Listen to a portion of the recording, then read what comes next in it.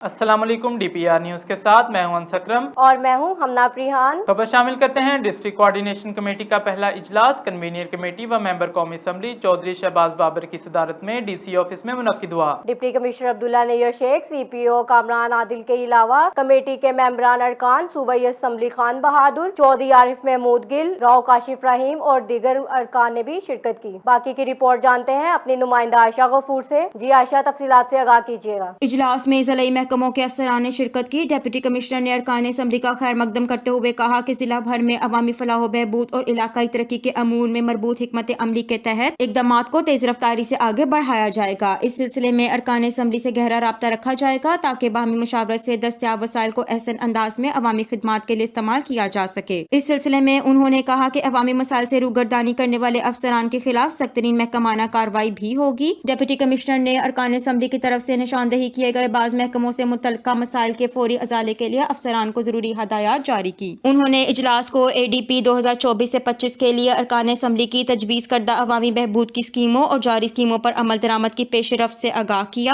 اور بتایا کہ اس وقت 8 کروڑ روپے سے 120 ترقیاتی اسکیموں پر عمل درآمد جاری ہے، جن میں 40 منصوبے مکمل، 78 پر کام جاری اور 2 منظوری کے مراحل میں ہیں۔ ڈپٹی کمشنر نے چیف منسٹر گورننس اقدامات پر عمل درآمد کے بارے میں بتایا کہ ستھرا پنجاب پروگرام جبکہ تجاوزات کے صفائی کے لیے مہم تسلسل سے عمل درآمد بھی جاری ہے۔ انہوں نے بتایا کہ الائٹ ہاسپٹل 1 اور 2 کی اپ گریڈیشن عبداللہ پور جمرہ روڈ فلائی اوور کو جلد مکمل کرنا ترجیح ہے۔ اجلاس میں انہوں نے اسٹریٹ کرائمز کی روک تھام کے بارے میں بھی گفتگو کی۔ کنوینئر ایم این اے نے کہا کہ عوامی ضروریات کے جاری منصوبوں کو جلد مکمل کرانے کے لیے درکار فنڈز بھی حاصل کیے جائیں گے۔ اجلاس میں موجود کمیٹی کے ممبران ارکان اسمبلی نے واسا کی سروسز کے معیار میں مزید بہتری لانے سمیت ٹریفک کے مسائل حل کرنے اور وابڈہ اور سوئی گیس کے محکموں سے متعلقہ بعض مسائل کی نشاندہی بھی کی ہے۔ تفصیلات سے آگاہ کرنے کا شکریہ۔